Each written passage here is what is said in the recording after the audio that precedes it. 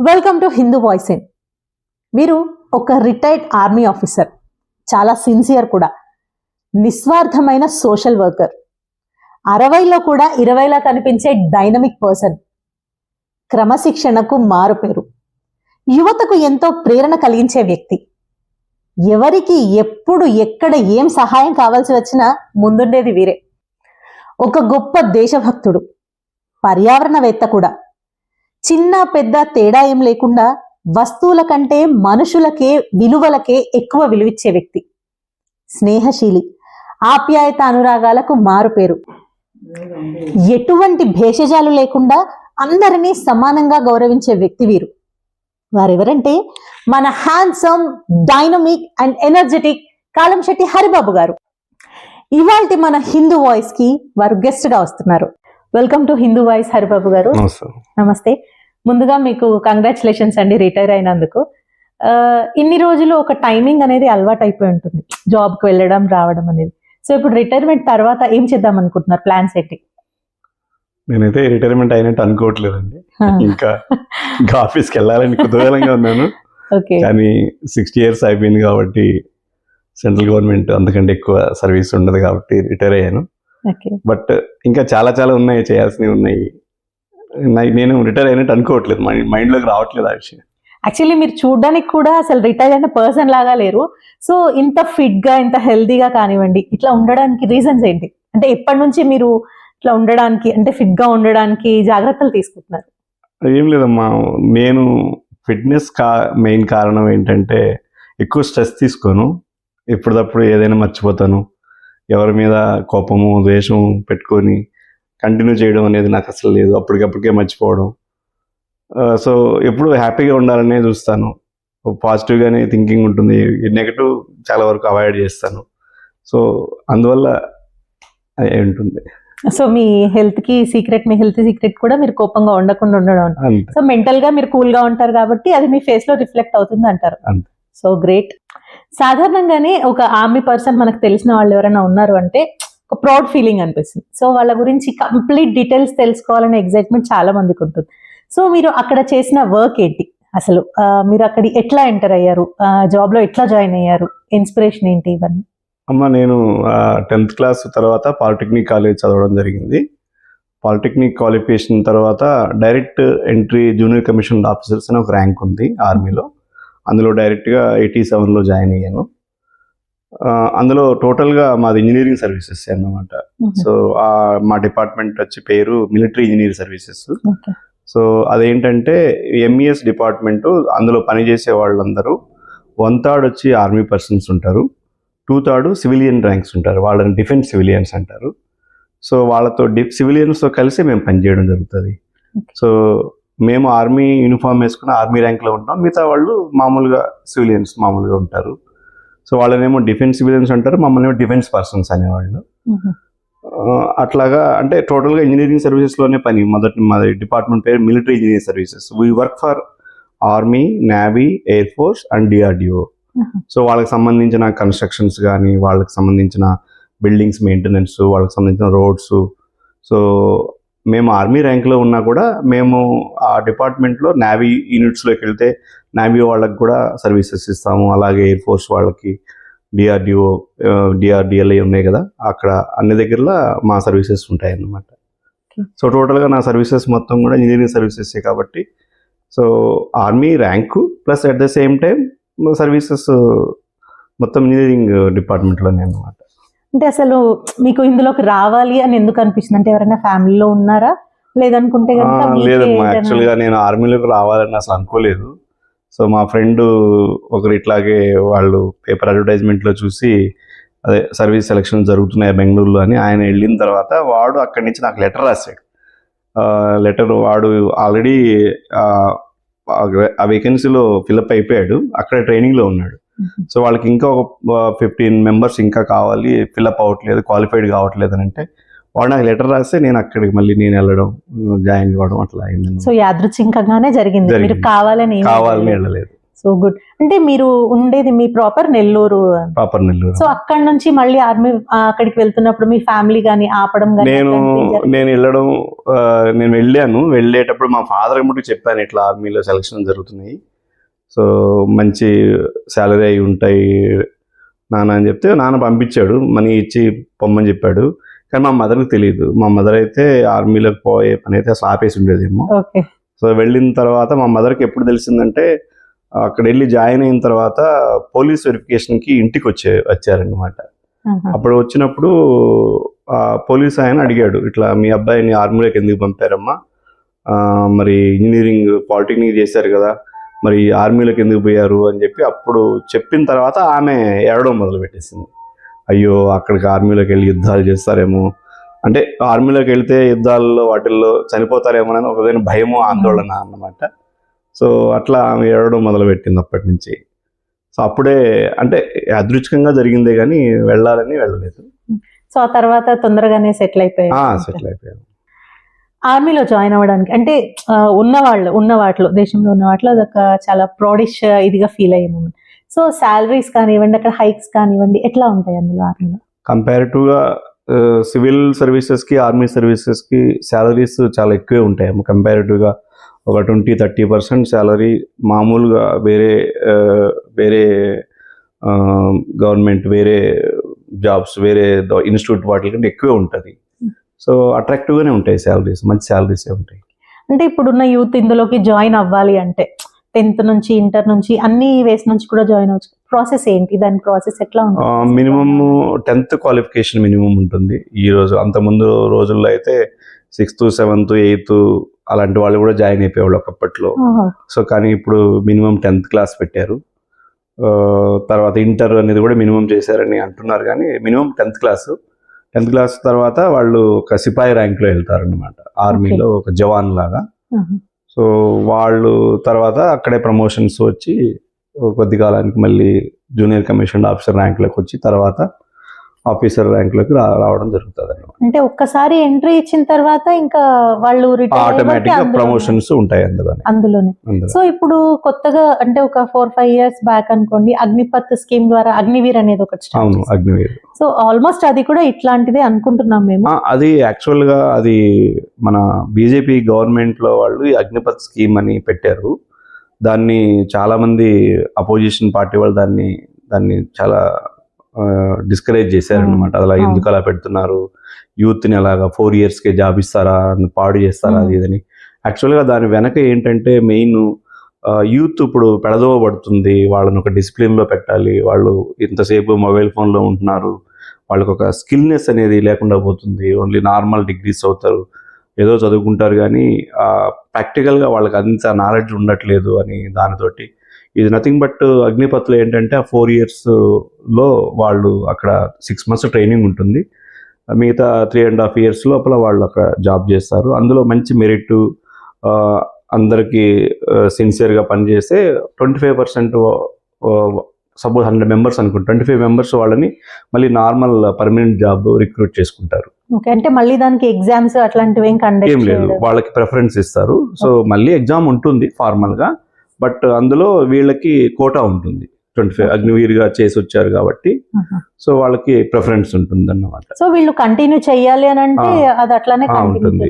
కానీ చాలా వరకు చాలా మంది డిసడ్వాంటేజెస్ కూడా ఉన్నాయంటున్నారు ఒక ఆర్మీ ఆఫీసర్ గా.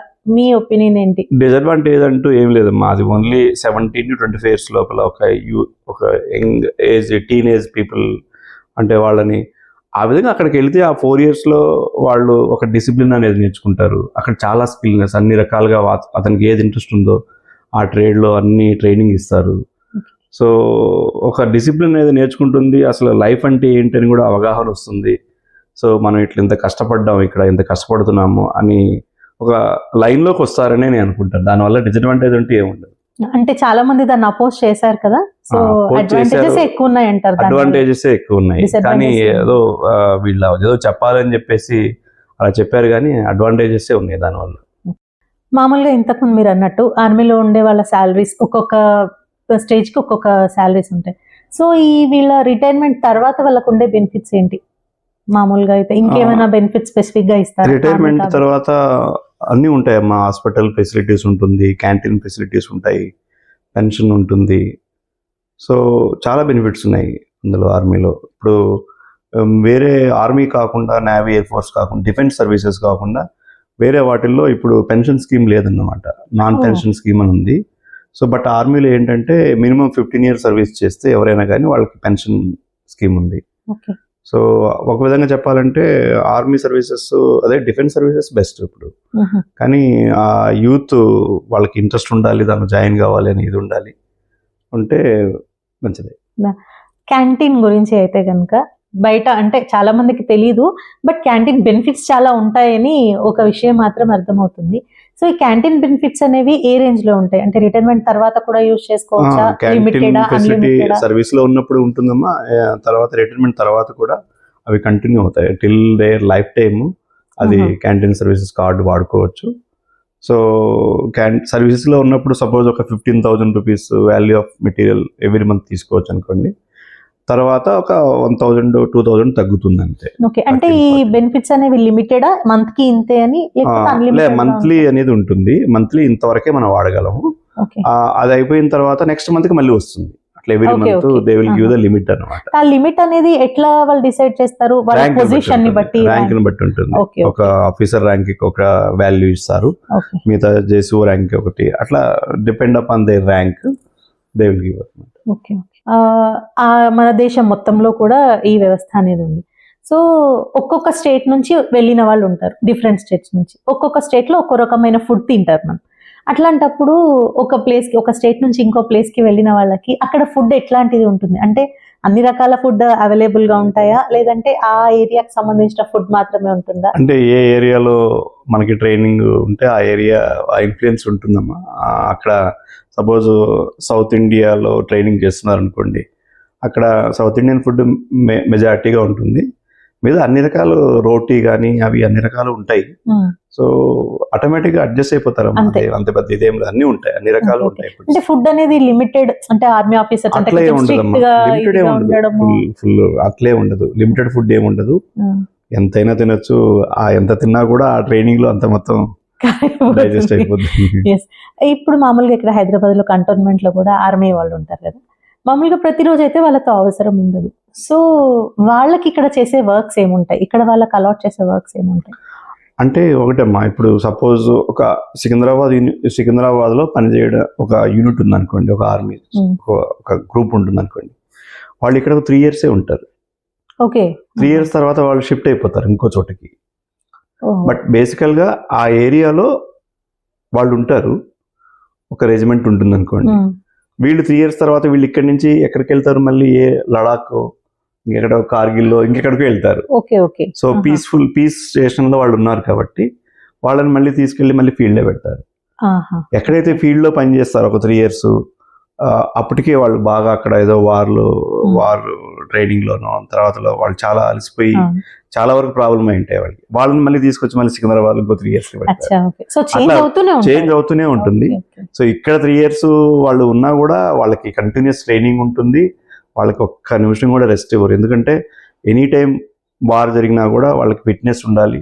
కాబట్టి వాళ్ళకి ఎక్సర్సైజ్ జరుగుతూనే ఉంటది, ఏదో ఒక వర్క్ లో ఎంగేజ్ చేస్తారు అన్నమాట. సో ఎప్పుడు కూడా రెడీగా ఉండాలి. ఎప్పుడు కూడా any time 24 hours on duty. మీరు అంటే 40 years మామూలుగా ఉంటుంది, కానీ మీరు అయిపోయిన తర్వాత మళ్ళీ ఒక 10 years ఎక్స్టెండ్ అయింది అని? లేదమ్మా, టోటల్ 40 years. సో ఇప్పుడు అయిపోయి రిటైర్మెంట్ తర్వాత మళ్ళీ మనకు అందులోనే వర్క్ చేయాలి అనిపించింది అనుకోండి, అప్పుడు దానికి ఆపర్చునిటీస్ ఏముంటాయి? అంటే జనరల్ గా ఆర్మీలో ఒక ర్యాంకింగ్ సిస్టమ్ బట్టి వాళ్ళ ఏజ్ లిమిటేషన్ ఉంటుందమ్మా. నేను వచ్చి జూనియర్ కమిషన్డ్ ఆఫీసర్గా తర్వాత ప్రమోట్ అయ్యి హానరబుల్ లెఫ్టినెంట్ రిటైర్ అయినప్పుడు నా ఏజ్ 50. సో రెసిడ్యువల్ ఇంకో 10 years వరకు సర్వీస్ చేయొచ్చు కాబట్టి, సో మాకు ఎట్లా ఉంటుంది, ఒక డిప్యూటేషన్ కమ్ రీఎంప్లాయ్మెంట్ అనే ఒక స్కీమ్ ఉంది. ఎవరైతే మెరిట్గా ఉన్నారో సర్వీస్ టైంలో వాళ్ళ గ్రేడింగ్ చేసి మళ్ళీ రీఎంప్లాయ్మెంట్కి మళ్ళీ వాళ్ళు ఆపర్చునిటీ ఇస్తారు. సో అందులో ఇంటర్వ్యూస్ ఏముండవు, డైరెక్ట్గా వాళ్ళని డైరెక్ట్గా సర్వీస్లోకి రమ్మని చెప్పి లెటర్ పంపిస్తారు అన్నమాట. అంటే ఈ మెరిట్ అనేది ఎట్లా డిసైడ్ అవుతుంది? మెరిట్ అంటే డ్యూరింగ్ ద సర్వీస్ వాళ్ళు ఎక్కడెక్కడ సర్వీస్ చేశారు, ఎలాంటి ఫీల్డ్ లో ఎక్కువ యాక్టివ్ పార్టిసిపేషన్, ఫీల్డ్ వాళ్ళ మొత్తం హిస్టరీ మొత్తం తీసుకొని తర్వాత సర్వీసెస్ అప్పుడు వాళ్ళకి ఏదన్నా మంచి అప్రిసియేషన్ కమెండేషన్స్ ఏమన్నా ఉన్నాయా అట్లన్నిటి గ్రేడింగ్ చేసుకొని మళ్ళీ వాళ్ళకి రీఎంప్లాయ్మెంట్ అట్లా ఇస్తారన్నమాట. ఆ స్కీమ్ ఉన్నది కూడా. ఎందుకంటే అందరూ 60 years ఉండరు కదా, 50, 52 మ్యాక్సిమం 55 లోకి అందరూ బయటకు వస్తారు. సో ఆ రిమైనింగ్ 5 years కూడా వాళ్ళని మళ్ళీ టైం స్కేల్ కింద వాళ్ళని మళ్ళీ తీసుకుంటారు. సో ఇప్పుడు 60 తర్వాత వచ్చిన వాళ్ళు ఉంటారు, అప్పటికైనా ఇంట్లో ఉండాలనిపించదు ఎందుకంటే అన్ని ఇయర్స్ ఒక ఫీల్డ్ లో ఉండి, అలాంటి వాళ్ళకి ఎక్కడైనా వేరే జాబ్స్కి వెళ్తే ప్రయారిటీ ఇస్తారా? అంటే వీళ్ళకి ఆర్మీలో ఎక్స్ ఆర్మీ మెన్ కి ఇందులో ప్రయారిటీ ఇచ్చే ఫీల్డ్స్ ఏమన్నా ఉన్నాయా? 60 years తర్వాత కూడా జాబ్లో కొన్ని ఉన్నాయమ్మా. 65 years వరకు కూడా పబ్లిక్ సెక్టర్ యూనిట్స్ కొన్ని ఉన్నాయి. అందులో ఆర్మీ పర్సన్స్ కి ప్రయారిటీ ఇస్తారు. మళ్ళీ ఇంకొక 5 years 6 years దాన్ని బట్టి 5 years వరకు అయితే మళ్ళీ చేయడానికి వాళ్ళు కొన్ని డిపార్ట్మెంట్స్ ఉన్నాయి, వాళ్ళు మళ్ళీ తీసుకుంటారు. కాకుంటే కన్సాలిడేటెడ్ శాలరీస్ ఉంటాయి, వాళ్ళని రెగ్యులర్ గా తీసుకోవడం కుదరదు. అట్లా అన్నమాట. మీరు ఇన్ని సంవత్సరాలు వర్క్ చేశారు కదా, సో ప్రతి ఫీల్డ్ లో కూడా ప్రౌడ్ ఆఫ్ ది మూమెంట్ అంటే ఈ విషయంలో చాలా సాటిస్ఫై అనిపిస్తుంది. సో అట్లాంటి మూమెంట్స్ మీరు ఎదుర్కొన్నవి ఉన్నాయి? చాలా హ్యాపీగా ఫీల్ అయిన మూమెంట్స్ కానివ్వండి, ఎస్ వి గాట్ ఇట్ అనిపించే మూమెంట్స్ కానివ్వండి, ఈ ఫీల్డ్ లో ఎక్కువ ఉంటాయి. ఉంటదమ్మా. యాక్చువల్ గా నా నేచర్ తగ్గట్టుగానే నా జాబ్ దొరికింది, అనుకోకుండానో యాదృచ్ఛికంగా దొరికింది.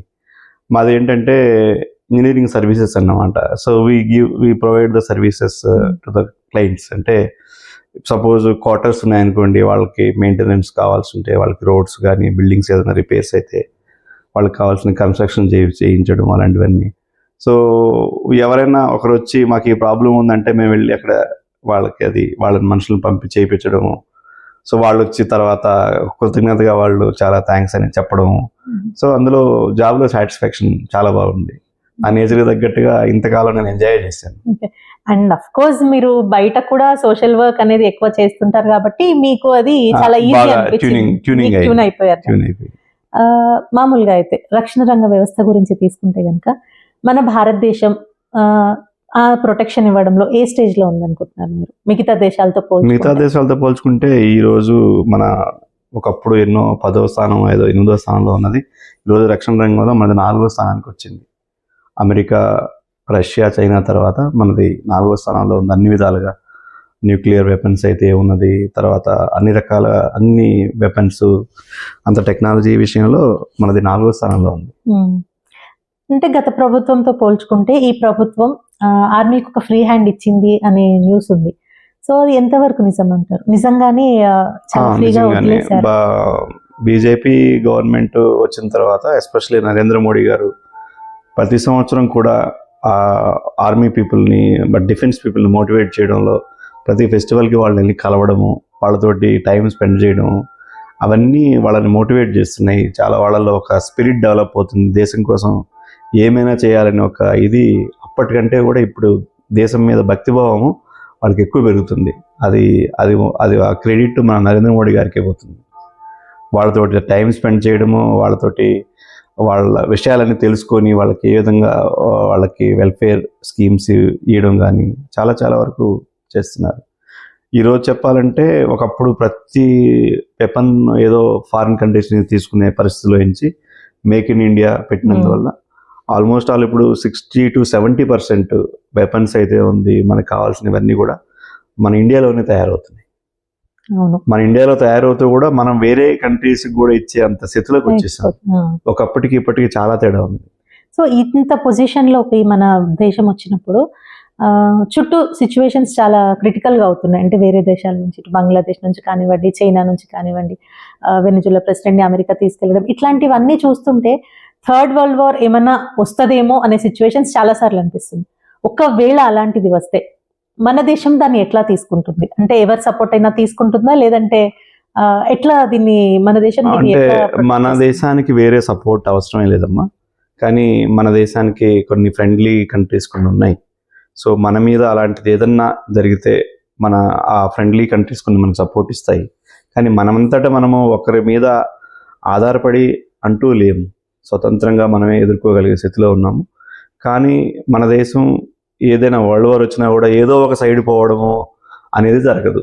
మనది మొదటి నుంచి కూడా తటస్థ విధానం మనది. సో మన మీదకి ఏదైనా వస్తేనే మనం రియాక్ట్ అవుతాం, కానీ మనమంతటా మనంగా ఒకరి మీదకి వెళ్ళి వాడి రాజ్యాన్ని ఆక్రమించుకోవాలనో ఇంకేదో చేయాలనేది మన భారతదేశంలో అసలు ఆ విధానంలో లేదు కాబట్టి మనకి ఆ విధమైన ఏం లేదు. మనం అందరితో మంచిగా ఉంటున్నాం, మనకు మంచిగా జరుగుతుంది అనుకుంటాం. ఓకే. ఆర్మీలో మామూలుగా చాలా స్ట్రిక్ట్గా ఉంటుంది అని బయట వాళ్ళందరికీ తెలుసు. సో అన్ని రకాల రిలీజియన్స్ నుంచి వెళ్తుంటారు. సో రిలీజియస్ ప్రాక్టీసెస్ అనేవి చేసుకోవడానికి అక్కడ పర్మిషన్స్ ఉంటాయా? అంటే చేసుకోవచ్చా? ప్రేయర్స్ కానివ్వండి, చేసుకోవచ్చు, ఎవరు తగ్గట్టు వాళ్ళు చేసుకోవచ్చు. ప్రతి ఫెస్టివల్ని అక్కడ సెలబ్రేట్ చేస్తారు. సో అయితే అక్కడ పర్టికులర్గా ఒక హిందూ టెంపుల్ అని, మాస్క్యూ అని, లేదంటే చర్చ్ అని ఉండదు. సర్వధర్మస్థల్ అని ఒకటి ఉంటుంది. ఒకే క్యాంపస్లో ఉంటుంది. ఒక హెక్సాగన్ షేప్లో ఉంటుంది. ఒక దగ్గర ఏమో హిందూ టెంపుల్ ఉంటుంది, ఇంకో పక్కనే దానికి పక్కనే మసీద్ ఉంటుంది, దానికి పక్కనే చర్చ్ ఉంటుంది, దానికి పక్కనే మన సిక్ మతస్థులు ఉంటుంది. అట్లా ఒకే చోట 4 పక్కనే ఉంటాయి. ఎవరికి తగ్గట్టుగా వాళ్ళు వెళ్ళి అక్కడ దండం పెట్టుకోవచ్చు. సో ఫెస్టివల్ ఏదైనా చేసినా కూడా అదే క్యాంపస్లోనే, అదే టెంపుల్, అదే మెయిన్ క్యాంపస్లో అన్ని పండుగలు జరుపుతారు అక్కడ. సో అంటే ఒక రిలీజన్ కి రిలేటెడ్ అయిన వాళ్ళు వేరే దాంట్లో కూడా పార్టిసిపేట్ చేస్తారు. కంపల్సరీగా ఈ బయట ఉన్న మత విద్వేషాలు అక్కడ లేవు. ప్రతి ఒక్కరూ ఒక ఈవినింగ్ టైంలో ఈరోజు టెంపుల్ ప్రోగ్రామ్ అని అంటారు అనుకోండి, అందరూ అక్కడికి వెళ్తారు. నేను ముస్లింని రాను అని అనడానికి అట్లే ఉండదు. అందరూ వెళ్తారు, అందరు కూర్చుంటారు, అన్ని దానిలో ఇదిగా ఉంటుంది. అంటే ఇదే మనుషులు కనుక బయట ఉంటే వాళ్ళు అట్లా అనడానికి అంత ఇది కాదు. సో ఒక ఆర్మీలో ఉన్నారు కాబట్టి, అంటే అంత స్ట్రిక్ట్ ఏరియాలో కానీ ఒక డిసిప్లిన్ ఏరియాలో ఉన్నారు కాబట్టి వాళ్ళకి అలవాటు అయ్యాయి అంటారా? లేదంటే అలా ఉన్న వాళ్ళే అక్కడికి వెళ్ళి ఉంటారా? అలా ఏం కాదమ్మా. అలా ఏదన్నా ఉన్నా కూడా ఆ ట్రైనింగ్లో తర్వాత అక్కడికి అంత సిచ్యుయేషన్ బట్టి వాళ్ళు చేంజ్ అయిపోతారు. ఎవరు కూడా ఒక నోటోరియస్గా నేను నా రిలీజన్ ఇది అని అక్కడ అంత ఇది ఉండదు. బట్ ఎవరికి వాళ్ళ మతం మీద ఆ గౌరవం, అభిమానం, ప్రేమ అనేది ఉంటుంది. But at the same time అన్ని మతాలని, అన్ని వాటిని మనము సమానంగా చూడాలి అని ఒక ఆ ఫీలింగ్లో దాన్ని చేస్తారనమాట. అందరూ అట్లాగే ఉంటారు. ప్రాబ్లం అట్లాంటివి ఏం రావు అక్కడ. ఓకే. ఆర్మీ అంటేనే ఒక డిసిప్లిన్కి మారు పేరు అన్న పేరు ఉంటుంది. నావీ అవ్వండి, ఏదైనా. సో మగ పిల్లలు అయితే ఈజీగా, అంటే ఉన్న మిత్ ప్రకారం అయితే మగపిల్లలు అయితే ఈజీగా దాంట్లో గెట్ ఆన్ అయిపోతారు. ఆడపిల్లలకి కొంచెం కష్టం అంటుంటారు. సో నిజంగానే ఆడపిల్లలు వెళ్ళలేనంత కష్టంగా ఉంటుందా? ఇప్పుడు పోల్చుకుంటే అయితే ఆ డిఫరెన్స్ అయితే లేదు. స్టిల్ ఇంకా చాలా మందికి అది అర్థం అవ్వట్లేదు. సో వాళ్ళు వెళ్ళి చేయగలుగుతారా? ఆడపిల్లలు కూడా చాలా మంది ఉండుంటారు కదా ఫీల్డ్ లో. ఎట్లా ఉంటుంది ఆడవాళ్ళకి? ఆడపిల్లలు కూడా ఈవెన్ కార్గిల్, జమ్మూ కాశ్మీర్ అలాంటి ఏరియాలో కూడా పనిచేస్తున్నారు. అలాంటి డిఫరెన్స్ ఏం లేదు, బాగానే. అంటే వాళ్ళకుండే ఏమైనా ఇష్యూస్ ఉంటాయి అనుకోండి, ఫర్ ఎగ్జాంపుల్ మ్యారేజ్ కానివ్వండి, ప్రెగ్నెన్సీ టైంలో లీవ్స్ కానివ్వండి, మెటర్నిటీ లీవ్స్, ఆ తర్వాత వాటన్నింటికి లీవ్లన్నీ సెంట్రల్ గవర్నమెంట్ ఏ విధంగా ఉంటాయి అన్నీ ఉంటాయమ్మా. మెటర్నిటీ లీవ్ ఉంటుంది, తర్వాత పాపని కేర్ తీసుకోవడానికి కూడా లీవ్ ఇస్తారు కొద్ది కాలము. అట్లేం లేదు, అంత మామూలుగానే ఉంటుంది. రక్షణ వ్యవస్థ గురించి తీసుకుంటే కనుక మన దగ్గర చాలా పటిష్టంగా ఉంది. కానీ మీకు మిగతా దేశాలది కూడా తెలిసి ఉంటుంది కదా. సో వాళ్ళతో పోల్చుకొని అది వాళ్ళ దగ్గర ఉన్న ఈ కంటెంట్ అనేది మనం కూడా ఇంప్లిమెంట్ చేసుకుంటే బాగుండు అని ఏ దేశందైనా మీకు అనిపించిందా? ఇట్లా నాకు అనిపించిందమ్మా. ఎందుకంటే మన ఇండియన్ ఆర్మీ ఇది బ్రిటిషర్స్ వదిలిపెట్టిపోయిన army. So still there are some, అంటే ఆ సిస్టమ్ ఇంకా బ్రిటిష్ స్టైల్లోనే ఉంది. ఇంకా అంటే అక్కడ ఏంటంటే ఒక ఆర్మీ ఆఫీసర్స్కి, ఒక జవాన్కి చాలా డిఫరెన్స్ చూపిస్తారు. ఒకప్పట్లో ఆర్మీ ఆఫీసర్ అంటే బ్రిటిషర్సే ఉండేవాళ్ళు స్టార్టింగ్లో. అప్పుడు వాళ్ళు ఈ ఆర్మీని ఇది చేసినప్పుడు జవాన్స్ ఇంకా వాళ్ళందరూ ఇండియన్స్ అయి ఉండేవాళ్ళు. సో వాళ్ళు ఏంటంటే చాలా డిఫరెన్స్, చాలా డిస్టెన్స్ పెట్టి వాళ్ళకి ఎక్కువ ఫెసిలిటీస్, తర్వాత జవాన్స్కి అంత తక్కువ ఫెసిలిటీస్ ఉండేటి. అదే కంటిన్యూ అవుతుంది ఇండియన్ ఆర్మీలో. ఇంకా చాలా చేంజెస్ రావాలి. But compared with other countries, US army అలాంటివన్నీ కూడా మెస్కి వెళ్ళి భోజనం చేసినప్పుడు అందరూ ఒకే దగ్గర భోజనం చేస్తారు. ఈవెన్ పెద్ద ఆఫీసర్ ర్యాంక్ అయినా కానీ, మధ్యలో జవాన్ అయినా కానీ అందరూ ఒకే చోటనే అట్లా ఉంటుంది. సో అది మనకి ఇక్కడ కొంచెం కొరతగా ఉంటుంది. చాలా మంది దానికోసం ఆ డిఫరెన్స్ ఇది చేయడానికి చేస్తున్నారు, కానీ అంత తొందరగా ఇది కాదు. మనకి ఇంకా ఆ ఛాయలు ఇంకా ఉన్నాయి. పోలేదు. ఓకే. ఇప్పుడు మామూలుగా ఎక్కడైనా ఎవరైనా మిస్టేక్స్ చేయడం అనేది కామన్, ఆఫీస్లో. సో ఈ ప్లేస్ లో ఇట్లాంటి వాళ్ళు ఏదైనా చిన్న మిస్టేక్ జరిగింది అనుకోండి, అక్కడ కూడా ఏమైనా పనిష్మెంట్స్ లాంటివి ఉంటాయి? మిస్టేక్ జరిగితే చాలా ఏ పనిష్మెంట్ రేంజ్ లో ఏమి ఇస్తారు? ఈవెన్ ఇంప్రిజన్మెంట్, జైల్లో కూడా పెట్టేస్తారు. ఓకే. అక్కడ క్వార్టర్ గార్డ్ అని ఉంటుంది. అక్కడ ఏదైనా వాళ్ళు పెద్ద తప్పు చేస్తే వాళ్ళని తీసుకెళ్లి సివిల్లో పోలీస్ స్టేషన్ లో పెట్టారు. అక్కడ ఆర్మీలో కూడా ఒక జైలు లాగా ఉంటుంది, క్వార్టర్ గార్డ్ అంటారు. దానిలో ఒక సెల్ ఉంటుంది. ఎక్కువ ఏదైనా ప్రాబ్లం చేస్తే సెల్ లో పెట్టేస్తారు లోపల. సో అట్లా పనిష్మెంట్స్ బాగా సివియర్ గా ఉంటాయి. సివియర్ గా ఉంటాయి, కానీ ఇప్పుడు అంత నోటోరియస్ అంత అలాంటి వాళ్ళు అంత ఎవరు ఉండరు. బట్ ఎనీహౌ ఏదైనా జరిగితే చాలా సీరియస్ గానే ఇచ్చేస్తారు. అంటే ఇట్లాంటి వాటిని వాళ్ళు మిస్టేక్స్ అని ఆలోచిస్తారు. ఇప్పుడు హైకమాండ్ ఎవరైనా చెప్పినవి కొంతమంది వినని వాళ్ళు ఉంటారు. ఇదర్ ఇగో ఫీలింగ్ అవరండి, ఏదైనా కానివ్వండి, ఖచ్చితంగా అది ప్రతి పర్సన్కి ఉంటుంది. అట్లాంటివి కొన్ని సినిమాల్లో చూస్తుంటాం కాబట్టి, అలా వినని వాళ్ళని కూడా వాళ్ళు ఏదో కక్ష కట్టేసి వీళ్ళకి పనిష్మెంట్ ఇవ్వడం, ఇట్లాంటివన్నీ జరుగుతుంటాయని దాంట్లో చూపిస్తారు. ఇవన్నీ నిజంగానే ఉన్నాయి? నిజంగా ఉన్నాయి, జరుగుతూ ఉంటాయి. అట్లా కొన్ని చోట్ల జరుగుతూ ఉంటాయి. కానీ అదేదో కొన్ని అంటే వెరీ రేర్ జరుగుతాయి. అట్లా ఏముండదు. కానీ ఎవరైనా కూడా వాళ్ళు అలా ఉన్నప్పుడు దానికి తగ్గట్టుగా వాడు ఉద్యోగం చేసుకోవాలి. వాళ్ళ మీద తిరగబడి అట్లా గొడవపడి ఇట్లా చేస్తే ఇలాంటి ఏదైనా సిచ్యువేషన్ జరుగుతాయి. కానీ జనరల్గా అకార్డింగ్ టు సిచ్యువేషన్ సుపీరియర్స్ తోటి మంచిగా ఉండడము, తర్వాత వాళ్ళ కింద ఉండే సబార్డినేట్ స్టాఫ్తో కూడా మంచిగా ఉండడము, అలాగా బ్యాలెన్స్డ్గా చేసుకోగలిగితే ఏ ప్రాబ్లమ్స్ ఏమి రావు. సో ఈ లీవ్స్ అనేవి ఎప్పుడెప్పుడు ఇస్తారు మామూలుగా? వాళ్ళు ఉండేది చాలా దూరం కదా. లీవ్స్ చాలా ఉంటాయమ్మా కంపేర్ టు అదర్, అంటే వేరే సెంట్రల్ గవర్నమెంట్ వేరే డిపార్ట్మెంట్స్ కంపేర్ చేసుకుంటే ఆర్మీలో మంచిగా ఉంటాయి లీవ్లు. ఒక సంవత్సరంలో 3 months లీవ్స్ ఉంటాయి. 2 months దాన్ని యాన్యువల్ లీవ్ అంటారు, ఒక 1 month క్యాజువల్ లీవ్ అంటారు. బట్ వేరే దగ్గర అయితే 20 days ఉంటాయి క్యాజువల్ లీవ్లు, వేరే సెంట్రల్ గవర్నమెంట్ వేరే డిపార్ట్మెంట్స్లో. సో యాన్యువల్ లీవ్స్ వాళ్ళకి 1 month ఉంటుంది. బట్ ఇక్కడ ఆల్మోస్ట్ ఆల్ అక్కడైతే 50 days, వీళ్ళకి 90 days ఉంటాయి లీవ్లు. అంటే 3 months ని ఎట్ ఎ టైం యూజ్ చేసుకోవచ్చా, లేదంటే ఇయర్ లో ఎప్పుడైనా? 2 months ఎట్ ఎ టైం తీసుకోవచ్చు. ఇయర్ లో మనకు అవసరమైనప్పుడు వెళ్ళడానికి ఇట్లా తీసుకోవచ్చమ్మా. అది మనకి డిపెండ్ అపాన్ మన ఏదో రీజన్ బట్టి ఉంటుంది. సపోజ్ నేను అనుకోండి ఒక 2 months లీవ్ వచ్చాను, మా ఫాదర్కి క్యాన్సర్ వచ్చినప్పుడు హాస్పిటల్లో నేను ఉండాల్సి వచ్చింది. 2 months కంటిన్యూస్గా లీవ్లో ఉన్నాను నేను. ఆయనకి ఇంకా జబ్బున ఏం కాలేదు. అడ్వాన్స్ ఆఫ్ లీవ్ అని చెప్పి నెక్స్ట్ ఇయర్ లీవ్ కూడా నేను తీసుకున్నాను. ఓకే, అట్లా కూడా తీసుకోవచ్చు, ఆ ఫెసిలిటీ ఉంది. సో ఇక నెక్స్ట్ ఇయర్ కి మీకు లీవ్స్ ఉండవు? నెక్స్ట్ ఇయర్ 2 months లో 1 month తీసుకున్నాను నేను. సో నెక్స్ట్ ఇయర్ లో నాకు లీవ్ తగ్గిపోయింది. సో అవసరాన్ని బట్టి లీవ్, సిచువేషన్ బట్టి దాన్ని అడ్జస్ట్ చేసుకోవచ్చు. సార్ ఆర్మీలో మామూలుగా ఎంటర్ అవ్వడం అనేది చాలా మందికి ప్రాసెస్ కూడా తెలియదు.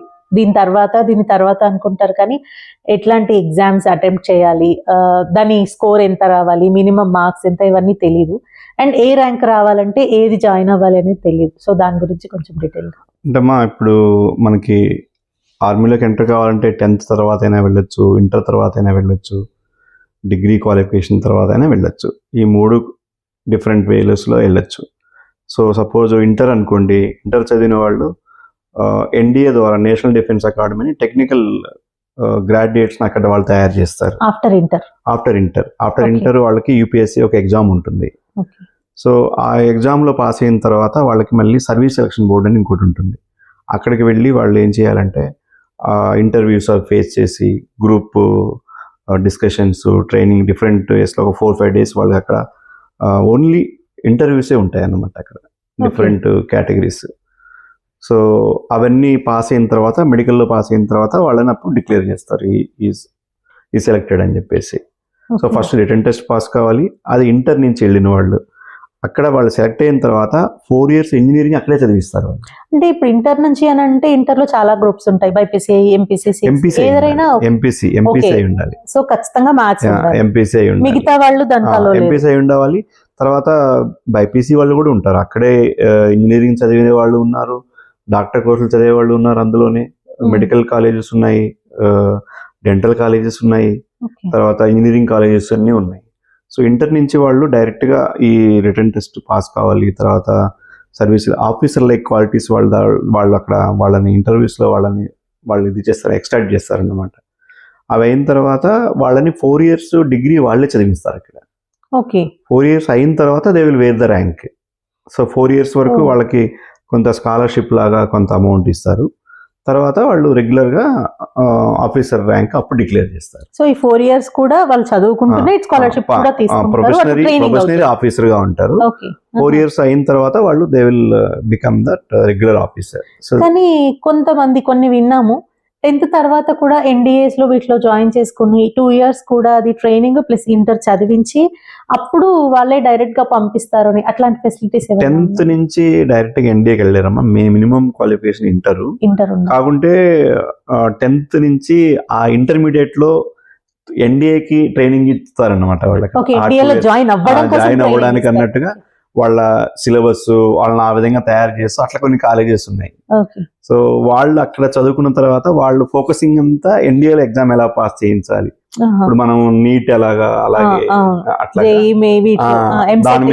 దాని మీద ఏం చేసి అక్కడ చదివించిన తర్వాత వాళ్ళు గన్ షాట్ గా ఎన్డీఏలో అయ్యేటట్టుగా వాళ్ళు అక్కడ చదివిస్తారు అన్నమాట. అట్లాంటి కొన్ని కాలేజెస్ ఉన్నాయి. బట్ ఎన్డీఏకి వెళ్ళాలంటే మినిమం ఇంటర్ ఉండాలి. సో ఇప్పుడు ఇంత మందిని ప్రిపేర్ చేశారనుకోండి, వాళ్ళందరూ ఖచ్చితంగా సెలెక్ట్ అవుతారా? లేదనుకోండి, సెలెక్ట్ అవ్వని వాళ్ళ సిచ్యువేషన్ ఏంటి? సెలెక్ట్ అవ్వని వాళ్ళు ఇంకా మళ్ళీ మామూలుగా వచ్చి బయట మామూలు డిగ్రీ చేసుకోవడమే, బయట బీటెక్ చేసుకోవడం, ఏదో చేసుకోవడమే. సో ఆర్మీలో ఛాన్సెస్ అంటే ఒక్కసారి కాకపోయినా ఇంకోసారి ట్రై చేసుకోవచ్చు. ఎన్నిసార్లు ఛాన్సెస్? 4 times చేసుకోవచ్చు. ఓకే, 4 times వరకు కూడా వీళ్ళు ఫెయిల్ అయిపోయినాక మళ్ళీ ఛాన్స్ ఉంటుంది. ఏజ్ లిమిట్ ఎంత? Age limit maximum 25 years. 25 below ఎన్నిసార్లు అయినా ప్రాక్టీస్ చేసుకోవచ్చు. ఆ తర్వాత ఇంకా ఛాన్స్ ఉండదు. ఒకవేళ 25 తర్వాత వీళ్ళకి ఎవరికైనా వెళ్ళాలనిపించింది అనుకోండి, దానికి వేరే వేస్ ఏమైనా ఉన్నాయి? వేరే ఎంట్రీ ఏం లేవమ్మా, అంతే 25 మాక్సిమం. అయితే టెక్నికల్ ఎంట్రీ కొన్ని ఉన్నాయి. వాళ్ళు డిగ్రీ క్వాలిఫికేషన్ MBBS చదివిన వాళ్ళు, తర్వాత గ్రాడ్యుయేషన్ ఆల్రెడీ బీటెక్ చదివిన వాళ్ళకి 2 years 27 years అనుకుంటాను. వాళ్ళు డైరెక్ట్ గా గ్రాడ్యుయేట్ దానిలోకి డైరెక్ట్ ఆఫీసర్ ర్యాంక్ లోకి వెళ్ళిపోతారు. దానికి ఎగ్జామ్ ఉంటుంది, డైరెక్ట్ గా వాళ్ళకి ఎగ్జామ్ ఉంటుంది, మళ్ళీ వాళ్ళకి ఇంటర్వ్యూస్ అన్ని ఉంటాయి. సో అది పాస్ అయితే వాళ్ళు డైరెక్ట్ గా వెళ్ళొచ్చు. అంటే వాళ్ళు 4 years డిగ్రీ కానీ MBBS బీటెక్ చదవాల్సిన అవసరం లేదు. డైరెక్ట్ గా వాళ్ళు వెళ్ళి అక్కడ జాయిన్ అయిపోతారు. ట్రైనింగ్ ఉంటుంది, ట్రైనింగ్ తర్వాత జాయిన్ అవుతారు. అయితే రీసెంట్ గా ఒక దగ్గర చూసాను, ఈ పౌరోహిత్యం చేసే వాళ్ళకి కూడా అక్కడ రిలీజియస్ టీచర్స్ అని చెప్పి డైరెక్ట్ గా జూనియర్ కమిషన్ ఆఫీసర్ ర్యాంక్ లో ఉంటుంది. మంచి శాలరీస్ బాగుంటాయి వాళ్ళకి. సో వాళ్ళకి కూడా సేమ్ ఇలాగే రిటన్ టెస్ట్ ఉంటుంది, తర్వాత ఫిజికల్ టెస్ట్ అన్ని అయిన తర్వాత మెడికల్. వాళ్ళ క్వాలిఫికేషన్ ఏముంటుంది? క్వాలిఫికేషన్ దానిలో ఉన్నాయి కదమ్మా, ఇప్పుడు BA అస్ట్రాలజీ అని కానీ, తర్వాత వేదాస్ అవన్నీ చదివి ఉండాలని. అంటే రిలీజియస్ టీచర్ గానీ డైరెక్ట్ గా వెళ్ళిపోవచ్చు. అంటే అక్కడ ఏం టీచ్ చేస్తారు? వాళ్ళ అక్కడ టెంపుల్స్ ఉన్నాయి, మనం సర్వధర్మస్థలు అంటున్నాం కదా, అక్కడ వాళ్ళు ఉంటారన్నమాట. వాళ్ళు పూజారిగా ఉంటారు. వాళ్ళకి యూనిఫామ్ ఏమి ఉండదు వాళ్ళకి, బట్ వాళ్ళకి మామూలుగా వైట్ అండ్ డ్రెస్ అట్లా ఉంటుంది. సో వాళ్ళని ఎప్పుడు యూనిఫామ్ లో చూడలేదు నేను. చాలా మంది అక్కడ కనిపించేవాళ్ళు, కానీ రిలీజియస్ టీచర్స్ కి అన్ని రకాల రిలీజియన్స్ నుంచి తీసుకుంటారు టీచర్స్. మామూలుగా అయితే ఎక్కువ మన హిందూస్ అదే ఉంటాయి, అట్లా ఏం చూడలేదు వాళ్ళని. అట్లా వేరే మతస్థులు నేను చూడలేదు అక్కడ. రిలీజియస్ టీచర్ అంటే మన హిందువులే వాళ్ళే ఎక్కువ చూసాను. అంటే అక్కడ ఆర్మీ పర్సన్స్ కి వీళ్ళు నేర్చుకుంది ఏమైనా నేర్పడం అంటే టైం ఉన్నప్పుడు అట్లాంటివి ఏమైనా జరుగుతాయా, లేదంటే ఓన్లీ సర్వధర్మస్థలిలో ఉండడం? సర్వధర్మస్థల్లో ఉంటారు వాళ్ళు ఇంకా అంటే వాళ్ళు ఏదైనా చెప్పడం కానీ, వాళ్ళు భజనలు చేయించడం, ఆ ప్రార్థనలు చేయించడం అట్లాగే ఉంటాయి. ఓకే. అంటే ఇప్పుడు వీళ్ళు కూడా మళ్ళీ టైం అయింది అనుకోండి, ఒక లిమిటేషన్ అయిపోయిన తర్వాత వీళ్ళని కూడా వేరే ప్లేస్ కి పంపించడం అట్లాంటివి చేస్తారు. వాళ్ళకి కూడా ట్రాన్స్ఫర్స్ ఉంటాయి ఎవ్రీ 3 years. అందరితో పాటు వాళ్ళకి అన్ని ఫెసిలిటీస్ ఉంటాయి. వాళ్ళకి క్వార్టర్స్ దొరుకుతాయి, canteen facility, nothing but same. But only thing వచ్చేసి వాళ్ళని డైరెక్ట్ గా సిపాయి ర్యాంక్ లో ఉండవు, అవన్నీ direct junior commission officer rank లో తీసుకుంటారు. ఇప్పుడు ఇందులోకి ఎంటర్ అయ్యే వాళ్ళందరూ ఆల్మోస్ట్ చిన్న ఏజ్ లోనే ఆర్మీలోకి ఎంటర్ అయిపోతారు. తర్వాత అప్పుడు మ్యారేజ్ చేసుకోవాలనుకోండి, సో కొంతమంది అనుకుంటారు కదా, అబ్బాయి ఆర్మీ ఆఫీసర్ని మ్యారేజ్ చేసుకోవడం ఏదో క్లిష్టంగా ఉంటుంది. అది ఎంతవరకు నిజం అంటారు? అంటే అట్లాంటి అంటే ఆ రోజులు పాత రోజుల్లో ఉండే మిలిటరీకి వెళ్ళారంటే వాళ్ళు వార్లోకి వెళ్తారు, వాళ్ళు అక్కడ వెళ్ళిపోతారేమో, చచ్చిపోతారేమో అని ఏడ్చే వాళ్ళు కూడా ఉన్నారు ఆర్మీలోకి వెళ్ళాలంటే. ఈరోజు ప్రతి ఇంట్లో నుంచి ఎవరో ఒకరు, ఫ్యామిలీ ఒకరో ఇద్దరు ఇప్పుడు ఆర్మీలో ఉంటున్నారు. అట్లా ఏం లేదమ్మా, ఇప్పుడు బాగానే అందరు వెళ్తున్నారు. అంటే హాలిడేస్ అందరు వెళ్తున్నారు. వాళ్ళ అబ్బాయికి పిల్లని ఇవ్వడానికి కూడా అందరు రెడీగా ఉన్నారు, ఆర్మీలో ఉన్నారని చెప్పి ఎవరేమట్లా ఏమనట్లేదు. ఒకప్పుడు చూసుకుంటే గనక తెలుగు రాష్ట్రాల నుంచి ఆర్మీకి వెళ్ళే వాళ్ళు చాలా తక్కువ సంఖ్యలో ఉండేవాళ్ళు. మిగతా రాష్ట్రాల నుంచి హర్యానా, పంజాబ్ ఇట్లాంటి వాటి నుంచి చాలా ఎక్కువ మంది ఉండేవాళ్ళు. కానీ ఇప్పుడు మన దగ్గర అవేర్నెస్ పెరిగో లేదంటే వాళ్ళు ఇంకేమైనా ఎక్స్పెక్ట్ చేసో తెలీదు, చాలా డ్రాస్టిక్ చేంజ్ వచ్చింది. మన దగ్గర నుంచి చాలా మంది వెళ్తున్నారు పిల్లలు. సో దానికి రీజన్ ఏమై ఉంటుంది అంటే, ఒకప్పుడు ఆర్మీకి వెళ్తున్నారు అంటే ఏదో ఇంకా యుద్ధంలోకి వెళ్తున్నారు, అక్కడ ఏదో జరిగిపోతుంది, ఏదో అయిపోతుంది అని భయపడేవాళ్ళు. ఎస్పెషల్లీ మన తెలుగు రాష్ట్రాల్లో వాళ్ళకి ఒక విధంగా చెప్పాలంటే మనకి సెంటిమెంట్స్ ఎక్కువ, ఒకరి మీద ఒకరికి ఆప్యాయతలు, అనురాగాలు చాలా ఎక్కువ. సో అమ్మ నా బిడ్డను నేను పంపిస్తానా, నేను పంపను అనే తత్వంతో పంపించేవాళ్ళే కాదు. ఒక విధంగా నేను 87లో నేను ఫస్ట్ ఇండియన్ ఆర్మీలో జాయిన్ అయినప్పుడు అప్పట్లో మన తెలుగు వాళ్ళ సంఖ్య చాలా తక్కువ ఉండేది. ఎలా చెప్పగలమంటే ఈవెన్ మన ట్రైన్లో పోతున్నా, ఎక్కడికి పోతున్నా కూడా వేరే తమిళనాడు వాళ్ళు, కేరళ వాళ్ళు సంఖ్య ఎక్కువ ఉండేది. మన తెలుగు వాళ్ళు ఎవరో ఒకరు ఇద్దరు కనిపించేవాళ్ళు.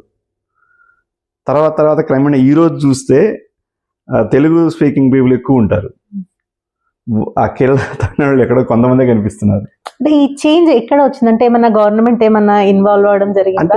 అంటే డ్రాస్టిక్ చేంజ్ ఎప్పుడైందంటే నాకు తెలిసి అది మన చంద్రబాబు నాయుడు అక్కడ ఇక్కడ గవర్నమెంట్ ఉమ్మడి ఆంధ్రప్రదేశ్ అక్కడ వచ్చి మన సెంట్రల్ గవర్నమెంట్ బీజేపీ వాజ్పేయి గారు ఆ టైంలో కొన్ని రాష్ట్రాల్లో వేకెన్సీలు ఉంటాయి, వాళ్ళకి కావాల్సిన ఆర్మీ ఆ స్టేట్లో వాళ్ళ రిక్రూట్మెంట్ వాళ్ళకి కావాల్సిన ఇది ప్రకారం దొరకలేదనుకోండి, క్యాండిడేట్స్ అంటే వాళ్ళ క్వాలిఫై కాలేదనుకోండి, ఆ వేకెన్సీస్ ఉంటాయి.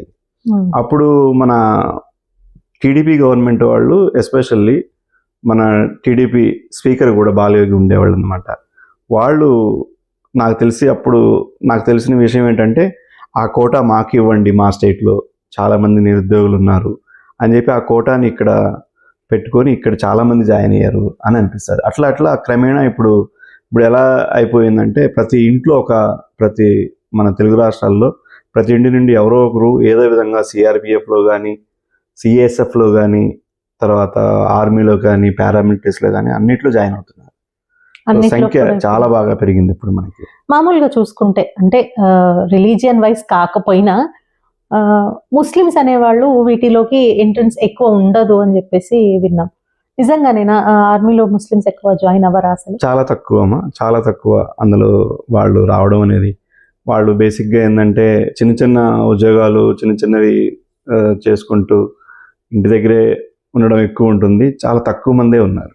సో ఏ స్టేట్ నుంచి ఎక్కువ మంది కనిపిస్తారు మనకి మామూలుగా? అంతమందిలో ఈ స్టేట్ నుంచి, మన తెలుగు రాష్ట్రాలు వదిలేస్తే వేరే ఇంకే స్టేట్? అన్ని రాష్ట్రాల నుంచి కూడా కొంచెం పర్సంటేజే ఉంటుంది. పర్టికులర్గా ఒక స్టేట్ అని చెప్పలేం, కానీ వాళ్ళ సంఖ్య చాలా తక్కువే ఉంది. మన దగ్గర నుంచి ఇప్పుడు బాగానే ఉంది అయితే. ప్రస్తుతానికైతే మన ఆంధ్ర, తెలంగాణ నుంచి సంఖ్య బాగా ఉంది. ఆర్మీలో కానీ అన్ని డిఫెన్స్ సర్వీసెస్లో బాగా ట్రై చేస్తున్నారు. ఎందుకంటే అందరూ మన టెక్నికల్ క్వాలిఫికేషన్స్ అందరికి ఎక్కువ, బీటెక్ అయినా కానీ, తర్వాత ఈ ఎంబీబీఎస్ అన్ని షార్ట్ సర్వీస్ కమిషన్లో జాయిన్ అవుతున్నారు అందరూ. సో ఈ ఆర్మీ కాకుండా నేవీలో కానివ్వండి, ఎయిర్ ఫోర్స్ వాటిలో కానివ్వండి, వాటిలో జాయిన్ అవ్వాలి అని అంటే కూడా క్వాలిఫికేషన్స్ అవి ఒకటేనమ్మా, అన్నింటికీ ఒకటే. ఆర్మీ అయినా, నేవీ అయినా, ఎయిర్ ఫోర్స్ అయినా సేమ్ ఉంటుంది. ఆర్మీ వాళ్ళు వాళ్ళ ఆఫీసర్ క్యాడర్కి వాళ్ళు ఒక అడ్వర్టైజ్మెంట్ చేస్తారు, పలానా టైంలో ఎగ్జామ్ అని అంటున్నారు. సేమ్ అదే మాదిరిగా నేవీ వాళ్ళకి ఉంటుంది, ఎయిర్ ఫోర్స్కి ఉంటుంది. వాళ్ళకి క్వాలిఫికేషన్స్ సేమ్ ఇట్లాగే ఉంటుంది. బట్ ఎయిర్ ఫోర్స్కి కొంచెం బాగా టెక్నికల్గా బాగా ఇదిగా ఉండాలి, కొంచెం ఇంకా అక్యురసీ ఉండాలి, చాలా టఫ్గా ఉంటుందని అంటారు. ఓకే, అంటే ఇప్పుడు ఎవరైనా ఒకరు ఆర్మీలో జాయిన్ అయ్యారు అనుకోండి, కొద్ది రోజుల తర్వాత వాళ్ళకి నేవీలో వెళ్ళాలంటే అట్లా షిఫ్ట్ అవ్వడానికి ఏమైనా ఛాన్సెస్ ఉంటాయి? అట్లా ఒక దాని నుంచి ఇంకొక దానికి వెళ్ళడానికి కుదరదు. ఎందుకంటే అన్నింటికి ఎంట్రన్స్ ఒకటే ఉంటుంది ఇది కాబట్టి. లేదు, అలా షిఫ్టింగ్ ఉండదు. ఒక దాంట్లో ఫిక్స్ అయితే అందులోనే ఉండాలి, మొత్తం అయిపోయే వరకు. ర్యాంకింగ్స్ అన్ని ఇంకా అందులోనే ఉంటాయి. సేమ్ ఈక్వివలెంట్ ర్యాంక్స్ దొరుకుతాయి. ఇప్పుడు ఆర్మీలో జాయిన్ అయిన తర్వాత ఆర్మీలో ఏదైతే ర్యాంక్ ఉంటుందో అదే వేరే దానిలో వేరే విధంగా పిలుస్తారు, బట్ ఈక్వివలెంట్ ర్యాంక్స్ అన్నమాట. ఫెసిలిటీస్ అన్ని సేమ్ ఉంటాయి. డిఫరెన్సియేషన్ సేమ్ ఉండదు అక్కడ. మామూలుగా అయితే ఈ దాన్ని పక్కకు పెట్టుకుంటే మీరు ఆల్రెడీ చాలా ఇయర్స్ బయట కానివ్వండి అక్కడ చాలా స్టేట్స్ లో చూసారు. పిల్లల విషయం తీసుకుంటే కనుక ఇప్పుడున్న పిల్లలు ఇంతకుముందు వాళ్ళతో కంపేర్ చేస్తే పేరెంట్స్ కి అంత రెస్పెక్ట్ ఇవ్వట్లేదు. ఎంతో కష్టపడి పెంచిన వాళ్ళని కూడా ఏదో ఒక వస్తువు కొనియలేదనే రీజన్కో వాళ్ళు సూసైడ్ చేసుకోవడమో లేదంటే వీళ్ళని చంపడమో చేస్తున్నారు. అసలు ఇది సొసైటీ ఇంత డిఫరెంట్ గా ఇట్లా మారడానికి రీజన్ ఏంటి? అంటే తల్లిదండ్రులు అనంటే ఒక రెస్పెక్ట్, ఒక ప్రేమ, ఒక గౌరవం అవి ఉండాలి కదా, ఎందుకు లాస్ అవుతున్నారు అవన్నీ? ఇవన్నీ కావడానికి కారణం మనమే ఏం చెప్పాలి, పేరెంట్స్ అంటాను నేను. పిల్లల్ని అయితే నేను తప్పు పట్టను. ఒకప్పుడు ఒక జాయింట్ ఫ్యామిలీ అనేది ఉండింది. ఈ రోజులో జాయింట్ ఫ్యామిలీ లేవు. భార్య భర్త వాళ్ళ పిల్లల వరకే, అమ్మమ్మ తాతయ్య నానమ్మ అనేవి తెలియకుండానే అందరు పెరుగుతున్నారు. సో అతి గారాభంగా పెంచుతున్నారు. వాళ్ళకి కష్టం అనేది తెలియట్లేదు. సో ఇవన్నీ కారణాల వల్లే వాళ్ళకి ఆ వాల్యూస్ అనేవి తెలియకుండా ఉంటున్నాయి అని నేను అనుకుంటాను. కానీ కొంతమంది అంత గారాభం చేసి పెంచారు అనే ఒక కన్సర్న్ కూడా లేకుండా చంపేయడానికి కూడా ముందు వెనకాడట్లేదు కదా పిల్లలు. అవునమ్మా. ఇప్పుడు ఈ వాల్యూస్ లాస్ అవడం వల్లే అంటారా? వాల్యూస్ లాస్ అయినందువల్ల అడ్వాన్స్ టెక్నాలజీ అంతా, ఈ మొబైల్ ఫోన్స్ ప్రభావం అనుకోండి.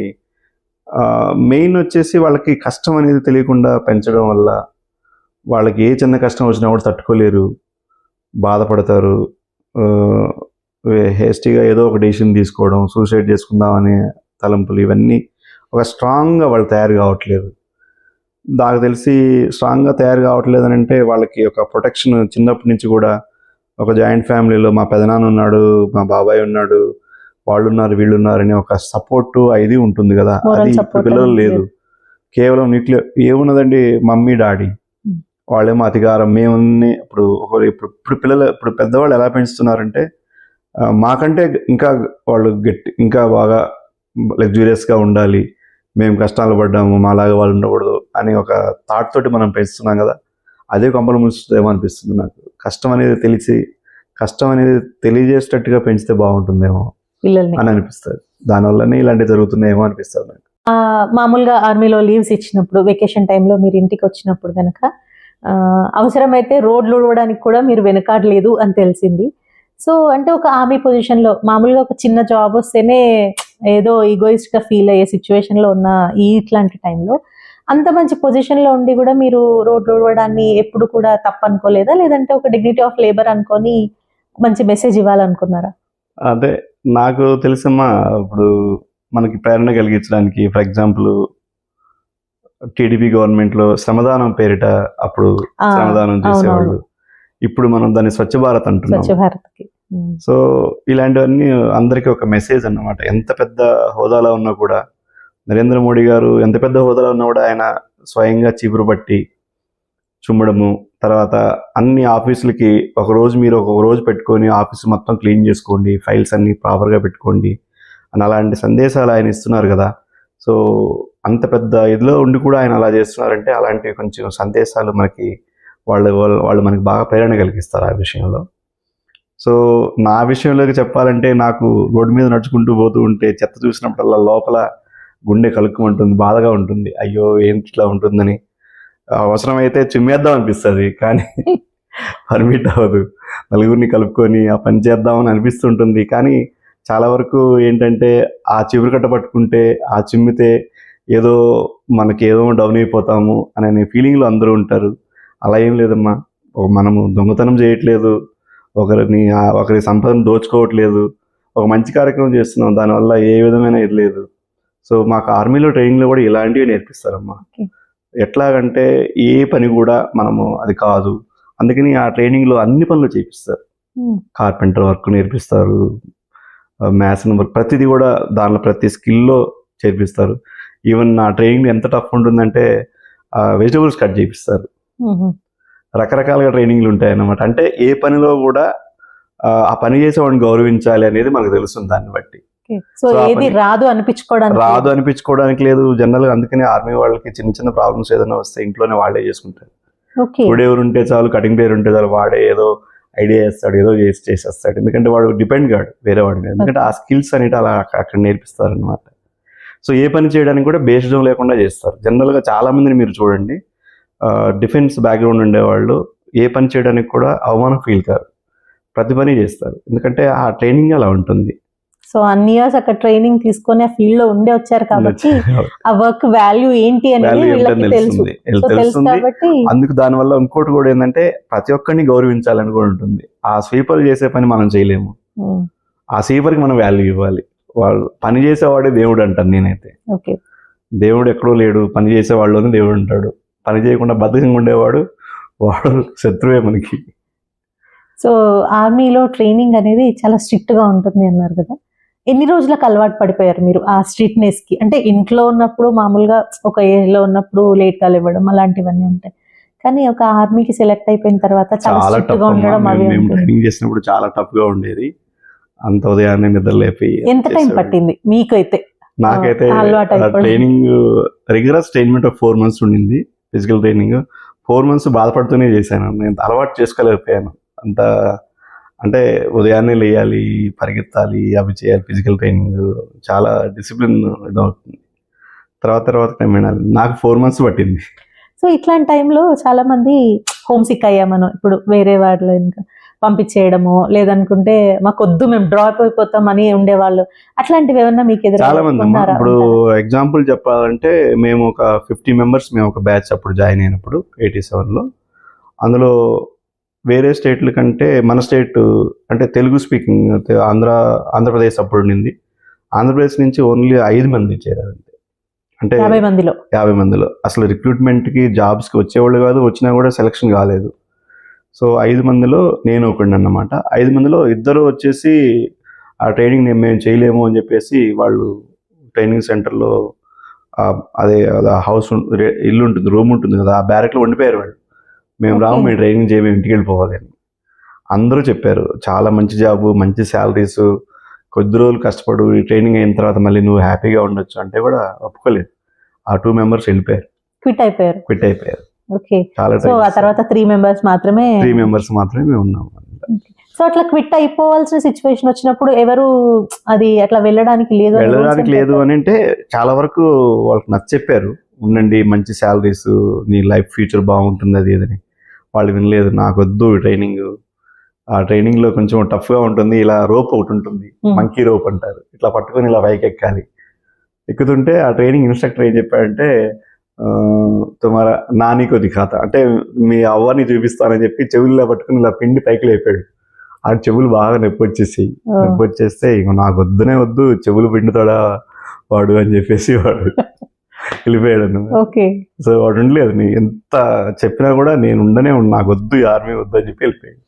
అప్పుడు అట్లా స్ట్రిక్ట్ గా ఉండేది కదా, ఇప్పుడు చాలా మంది వెళ్తున్నారు అంటున్నారు కదా, ఏమైనా డిఫరెన్స్ వచ్చిందా? అంటే అప్పట్లో వచ్చి ఒక విధంగా ఫిల్తీ లాంగ్వేజ్ కూడా యూజ్ చేసేవాళ్ళు. ట్రైనింగ్ లో సరిగా చెప్పలేదు అనుకోండి, వాళ్ళని తిట్టేవాళ్ళు, ఒక విధంగా బెల్ట్ తీసుకొని కొట్టడం, కర్రతో కొట్టడం అలా ఏమి ఉండేవి. కానీ ఈ రోజుల్లో అలా లేదు, అలా చేయడానికి లేదు. ఇప్పుడంతా చాలా ఫాస్ట్గా అయిపోయింది కాబట్టి చాలా సింపుల్గానే ఉంటుంది, అంత టఫ్గా లేదు ట్రైనింగ్. చెప్తారు కానీ వాళ్ళని ఆ విధంగా దండించడానికి వాళ్ళకి ఏ విధమైన ఇది లేదనమాట. ఇప్పుడు చాలా ట్రైనింగ్ చేయించే పద్ధతి మారలేదు కానీ వాళ్ళు చెప్పే పద్ధతి మాత్రం మారింది. ఒకప్పుడు చాలా ఇదిగా టైట్ చేసేవాళ్ళు, ఇప్పుడు అంతా ఇదేం లేదు, కొంచెం రిలాక్స్గానే చేస్తున్నారు. సో మీ రిటైర్మెంట్ ప్రాసెస్ అనేది అయిపోయింది, మీకు సోషల్ వర్క్ అంటే ఎటు ఇంట్రెస్ట్. ఇప్పుడు రిటైర్మెంట్ తర్వాత మీకు చాలా టైం దొరుకుతుంది. సో ఇప్పుడు మీరు ఏమేం ప్లాన్స్ ఇంప్లిమెంట్ చేయాలనుకుంటున్నారు, మీరు ఇంకేమేం చేయాలి అనుకుంటున్నారు? సో చాలా ఉన్నాయమ్మా చేయాల్సినవి. వాటిల్లో కొన్ని నాకు వేరే ఒక ఫ్రెండ్ చెప్పారు ప్రపోజల్, ఒక 21 అడుగు ఆంజనేయ స్వామి విగ్రహం ఒకటి పెట్టాలని అనుకుంటున్నాం. So great. సో దానికి ప్రపోజల్స్ వచ్చాయి, చూస్తున్నాము. ఇంకా చాలా ఉన్నాయమ్మా, మంచి పనులు చేయాలి, 10 మందికి ఉపయోగపడే పనులు చేయాలని ఉన్నాయి. సో ఇంకా 2 స్టాచ్యూస్ పెట్టాలనుకుంటున్నాము. ఒకటి మన సర్దార్ వల్లభాయ్ పటేల్ ఒక విగ్రహం పెట్టాలనుకుంటున్నాము, అలాగే మన శివాజీ విగ్రహం కూడా పెట్టాలనుకుంటున్నాము. ఓకే. సో ఉన్నాయి, చాలా చాలా ఉన్నాయి పనులు. ఆల్ ద బెస్ట్ అయితే వాటన్నింటికి. మీకు దేశభక్తితో పాటు దైవభక్తి కూడా చాలా ఎక్కువ అని మాకు తెలుసు. ఎందుకంటే చాలా టెంపుల్స్లో కానివ్వండి, కమాన్ దగ్గర, బస్ షెల్టర్స్లో మీ నేమ్ చాలా దగ్గర కనిపిస్తుంది. సో అసలు మీ ఫ్యామిలీ నేపథ్యం ఏంటి? అంటే మీరు ఈ సోషల్ వర్క్ చేయడం అనేది చిన్నప్పటి నుంచి అలవాటు ఉందా, లేదంటే మీ ఫ్యామిలీలో ఎవరినైనా చూసి ఇన్స్పైర్ అయ్యి వీటిని స్టార్ట్ చేశారా? లేదు, మాకు మా ఫాదరు నుంచి నాకు అది చిన్నప్పుడు తెలిసింది. చిన్నప్పుడు మాకు కిరాణా షాప్ ఉండేది. కిరాణా షాప్లో కూర్చొని మా ఫాదర్ కూర్చొని ఉండేవాళ్ళు. ఎవరైనా వస్తే ఆయన షాప్లో నుంచి లేచి వచ్చి బయటకు వచ్చి పక్కన కూర్చొని వాళ్ళతో మాట్లాడుతూ ఉండేవాడు. నేను ఒకరోజు అడిగాను, నాన్న షాప్లో ఉన్నావు కదా, మరి కిరాణా షాప్లో నుంచి బయటకు వచ్చి ఆయనతో చాలాసేపు మాట్లాడుతున్నావు, ఏం చెప్తున్నావు నాన్న అని అడిగాను నేను. చాలా చిన్న వయసులో. అప్పుడు మా నాన్న ఒక మాట చెప్పాడు నాకు. అంటే మా నాన్న ఏం చెప్పాడు అంటే, ఇట్లా వరి పైరుకి ఏదో జబ్బు, అదే చేతిలో పట్టింది, ఏదో తెగులు పట్టింది, ఏం చేయాలి అంటే ఇలా మందు ఇలా కలపాలి అలా కలపాలి అని చెప్తూ ఉంటాడు. అయితే ఎందుకు నాన్న ఇంక అన్నీ చెప్తున్నావు అని అడిగాను నేను. అడిగితే, అరే నాన్న మాట సాయం చేయాలిరా, మనం డబ్బులు ఇవ్వలేము, కానీ ఒక మంచి చెప్తే వాళ్ళు కూడా పొలం పాడైపోతుంది కదా, మనం ఒక మాట సాయం చేయాలి, మనం అట్లా నలుగురికి ఉపయోగపడే పని ఏదైనా చేయాలి అని అదే చెప్తున్నాను రా అన్నాడు. సో అట్లాంటి కొన్ని విషయాలు మైండ్లో సెట్ అయ్యాయి అన్నమాట. చిన్నప్పటి నుంచి మీ ఫాదర్ చెప్పిన ఇలాంటివన్నీ మీరు అది కంటిన్యూ చేయడం. సో తర్వాత ఇంకోటమ్మా, చిన్నప్పుడు నాకు సినిమాలు పిచ్చి బాగా ఉంది. కొన్ని సినిమాలు చూసినప్పుడు ఆ సినిమాల ప్రభావం కూడా చాలా ఉంది. 10 మంది మంచి సినిమాలు వచ్చాయి. ఫర్ ఎగ్జాంపుల్ బుద్ధిమంతుడు సినిమా ఒకటి వచ్చింది. అందులో అక్కినేని నాగేశ్వరరావు డబుల్ యాక్షన్. ఇద్దరు అన్నదమ్ములు అన్నమాట. ఒక ఆయన ఏదో పూజారి, దేవుడి దగ్గర భక్తిగా ఉంటాడు. ఇంకొక ఆయన ఏమో జలసాగా తిరుగుతూ ఉంటాడు. బట్ అతనిలో ఒక పాజిటివ్ ఏంటంటే 10 మందికి ఉపయోగపడే పని చేస్తుంటాడు అన్నమాట. సో ఆఖరికి ఏదో సంథింగ్ దాని ఏదో జరుగుతుంది, లాస్ట్కి ఏదో అయితే అతను స్వర్గంకి వెళ్తాడు. నలుగురికి సహాయం చేస్తాను. సో బుద్ధస్తమానం నేను పూజలు చేస్తున్నా, నాకేం అవ్వట్లేదు, ఏదో సంథింగ్ ఇట్లా, నాకు కరెక్ట్గా గుర్తులేదు అది. సో ఇట్లాంటివి చాలా చాలా సినిమాలు అంటే ప్రేరణ కలిగిస్తాయి అన్నమాట. సో 10 మందికి ఉపయోగపడే పనులు. ఇప్పుడు అయితే నేను ఇంతకుముందు ఇంకొక ఇంటర్వ్యూలో కూడా చెప్పాను, అసలు మనిషికి జంతువుకి తేడా ఏంటి అని అడిగితే, మనిషి 10 మంది కోసం బతికితే మనిషి, జంతువు ఏముందంటే తనకు పుట్టిన బిడ్డల కోసమే వేటకెళ్తుంది, తన కోసమే చేస్తుంది, కానీ 4 జంతువుల కోసం అదేమంతగా అది వరి కాదు. సో బట్ మనిషి అనేవాడు 10 మందికి ఉపయోగపడాలి, నలుగురికి ఉపయోగపడేటట్టుంటేనే వాడు మనిషి అంటాడు. సో గుడ్, బాగుంది మీరు చెప్పింది. సో మీరు యూత్కి ఇచ్చే ఒక మంచి మెసేజ్, రిటైర్ అయి ఉన్న ఇంట్లో ఉన్న వాళ్ళకి కానివ్వండి, యూత్కి కానివ్వండి, చాలామంది అంటే రిటైర్ అయిపోయిందంటే ఇంకా మాది అయిపోయింది ఇంకా చాలు అనే దాంట్లో ఉంటారు. యూత్ ఏంటి అంటే ఏదైనా ఒకటి సక్సెస్ రాలేదు అనుకోండి, ఫెయిల్యూర్ వచ్చింది, ఇంకా మాది అయిపోయింది ఎందుకు దాన్ని వదిలేస్తారు. సో ఒక సిన్సియర్ ఆఫీసర్గా ఇంతవరకు ఇక్కడి వరకు జరిగింది మీ ప్రయాణం. సో మీ ఎక్స్పీరియన్సెస్ నుంచి వాళ్ళకి ఇచ్చే ఒక మంచి మెసేజ్. నేనైతే రిటైర్ అయిన పర్సన్స్ అందరికీ ఒకటే ఇస్తానమ్మా మెసేజ్. ఇంతవరకు సంపాదించారు, మీ పిల్లలు పెద్దవాళ్ళు అయిపోయారు, మనవాళ్ళు మనరాళ్ళు కూడా మంచి పొజిషన్కి వచ్చేసారు. ఇంకా తన స్వార్థం, నేను ఇంకా ఇంకా దాచాలి అని ఆ గుణం వదిలిపెట్టి సమాజంలోకి రండి. నలుగురిలో ఎంతోమంది బాధలు పడేవాళ్ళు ఉన్నారు, వాళ్ళకి సాయం చేయండి, మీకు తోచిన సాయం చేయండి, వాళ్ళకి ఒక మంచి మాట సలహా ఇవ్వండి. అంతేగాని ఇంట్లోనే ఉండి 4 గోళ్ల మధ్య కుంగిపోతూ ఉన్నారు చాలామంది. ఎందుకు అలా ఉంటున్నారు? బయటికి రండి, నలుగురికి ఒక మాట సాయం చేయండి. మీరు ఆర్థిక సాయం చేయమని మాట సాయం చేయండి, నలుగురిలో కలవండి, మంచి విషయాలు చెప్పండి, పిల్లలకి ప్రేరణ కలిగించండి. చాలామంది అలా చేస్తే బాగుంటుందని నేను అనుకుంటాను. ఇక యూత్కి మీరు ఇచ్చే మంచి మెసేజ్ అంటే ఆర్మీలోకి రావాలి అనుకునే వాళ్ళకి? ఆ యూత్కి అవచ్చమ్మా, ఆర్మీలోకి రావాలంటే మంచిది, చాలా మంచిది, ఒక మంచి లైఫ్ ఉంటుంది వాళ్ళకి. అదే దానికి తగ్గట్టుగా ఫిజికల్ ఫిట్నెస్ ఉండాలి, మంచి హ్యాబిట్స్. ఏ ఏజ్ నుంచి స్టార్ట్ చేసుకోవచ్చు ఈ ఫిజికల్ ఫిట్నెస్ అనేది? ఫిజికల్ ఫిట్నెస్ అంటే జస్ట్ టీనేజ్ నుంచి వాళ్ళకి ఆ ఫిట్నెస్ ఉండాలమ్మా. మళ్ళీ కొంత ఏజ్ అయిపోతే మళ్ళీ కష్టం అవుతుంది. ఒక 16, 17, 18 అప్పటి నుంచి కూడా వాళ్ళు మొత్తం బాడీ ఫిట్నెస్ పెట్టుకోవాలి, రన్నింగ్ అలాంటివి. ఫిజికల్ ఫిట్నెస్ ఎప్పుడైనా ఉంటే బాగుంటుంది. ఇప్పుడు మీరు ఎగ్జామ్స్ గురించి చెప్పారు, అందులో ఒకవేళ రిటర్న్ ఎగ్జామ్లో పాస్ అయిపోయి ఫిట్నెస్ ఎగ్జామ్లో కనుక వాళ్ళు అచీవ్ అవ్వలేదు అనుకోండి, వాళ్ళకి రాలేదు అనుకోండి, అప్పుడు వాళ్ళ సిచ్యువేషన్ ఏంటి? అంటే ఒకసారి కాకపోతే ఇంకోసారి మళ్ళీ ట్రై చేసుకోవాలి, అట్లా 4 అంటే టైమ్స్ వెళ్ళొచ్చు. ఇప్పుడు రిటర్న్ ఎగ్జామ్ లో పాస్ అయిపోయారు కదా, అందుకని వీళ్ళకి ఏమన్నా ఈ ఉంటే concession యాక్చువల్ అట్లా గా ఉంటుందా? లేదంటే- సర్వీస్ సెలక్షన్ బోర్డ్ అని ఒకటి ఉంటుంది ఆర్మీలో. సో వాళ్ళకి ఆఫీసర్ లైక్ క్వాలిటీస్ అనేవి డిఫరెంట్ గా ఉంటుంది అది యాక్చువల్ గా Okay. సబ్జెక్ట్. ఎగ్జాంపుల్ వచ్చి మన అబ్దుల్ కలాం ఉన్నారు కదా, మన ఎక్స్ రాష్ట్రపతిగా చనిపోయారు కదా, ఉమ్. ఆయన సర్వీస్ సెలక్షన్ బోర్డుకి వెళ్ళి ఫెయిల్ అయ్యారట. అవునవును. సో సో వాళ్ళకి ఏం క్వాలిటీస్ కావాలో అనేది డిఫరెంట్గా ఉంటుంది అది. సో ఎగ్జామ్లో పాస్ అయిన వాళ్ళు ఇంటర్వ్యూలో పాస్ అవుతారని గ్యారంటీ కూడా లేదు. ఓకే. సో డిఫరెంట్గా ఉంటుంది, దానికి ట్రైనింగ్ కానీ దానికి కోచింగ్ అవి తీసుకొని కొంచెం ప్రిపేర్ అయిపోతే పర్ఫెక్ట్ గా పర్ఫెక్ట్గా వచ్చేస్తుంది. వస్తుంది.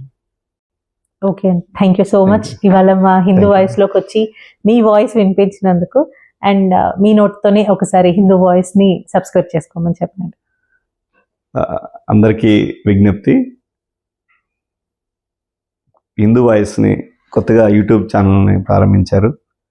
సో అందరూ సబ్స్క్రైబ్ చేయండి, మంచి మంచి విషయాలు చెప్తున్నారు. ఎస్పెషల్లీ మన సనాతన ధర్మం గురించి, మన హిందూ ధర్మం గురించి, మన సమాజం గురించి, సమాజంలో అందరికీ ఒక ప్రేరణ కలిగించడానికి ఈ ఛానల్ ఉన్నది. సో అందరూ సబ్స్క్రైబ్ చేయండి, మంచి మంచి విషయాలు తెలుసుకుంది, అందరికీ ఒక సమాచారాన్ని ఇచ్చే ఒక ఛానల్కి. సో బెస్ట్ ఆఫ్ లక్, అందరూ సబ్స్క్రైబ్ చేయండి. Thank you.